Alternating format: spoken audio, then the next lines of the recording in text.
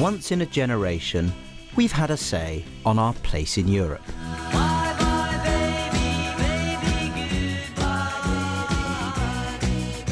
When our hair was perhaps too long and our trousers were certainly too wide, we were first asked, did we want to stay?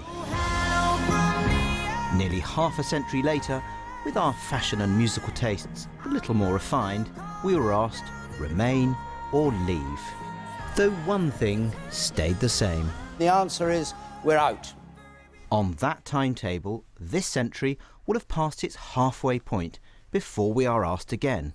Or could another vote be around the corner? Campaigners claim momentum is building behind a second referendum. People voted to some extent blind. They said, yes, we want to leave the EU, but they didn't say where they wanted to go to. So basically the referendum was about departure, not about destination. And I think the trouble is, frankly, that people were offered a wonderful new house, you know, a great mansion, but actually when they came to look at it, it's a pretty tumble-down, ramshackle shed with dodgy wiring and no roof. And I think people have got a right to say, hang on a minute, I want to have another say on the actual deal.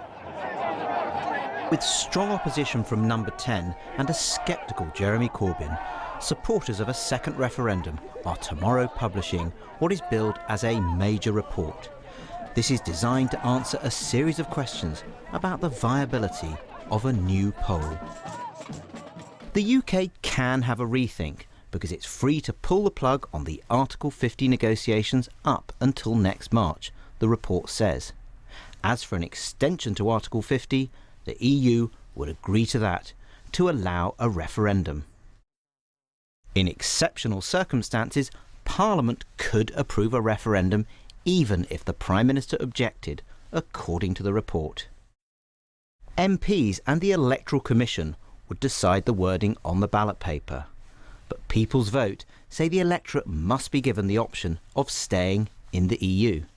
So Caroline Lucas, your campaign is called the People's Vote, a sort of an innocent exercise in democracy, but this is just a bunch of Remain supporters trying to overturn the will of the British people. I don't see how you can possibly say that giving people the right to a say on the detail is in any way undemocratic. That's frankly ludicrous. It is an extension of democracy, not a denial of it. To say to people, once you've got the details, once you've seen the small print, it is for you to say whether or not you actually want to go ahead with that. In so many other aspects of our lives, when we're buying insurance or when we're buying products, you have a cooling off period or you have a period to actually look at the small print. There is so much more, not just small print, but actually extremely large print that has become apparent over the last 2 years. Things that we know now that we didn't know then. And in that scenario, I think it is right that people should have the final say. Here in Remain voting Brighton, a second referendum would probably go down a storm. But supporters know they need to win people over way beyond this seafront. They hope to persuade Jeremy Corbyn by the end of the year. That would be a game changer in their eyes. As for the Tories, a close ally of Theresa May told me, maybe a second referendum is the last card we play to avoid a general election.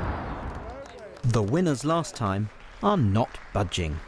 We've got real experience of referendums in Scotland. We've had one on independence and then we had one on the European Union, and I think we would all agree that by their very nature referendums are divisive. They don't bring people together, they can actually tear people apart, and right now I think those who are actually agitating for another referendum are those who particularly don't like the result, who personally don't want it and would like to see it reversed. That is in no way helpful at all, and if we are to start healing some of the wounds in the country, that involves politicians coming together to enact on the will of the people, which was a choice given to them by Parliament, and now we need to act on their instruction. That would be the best way forward.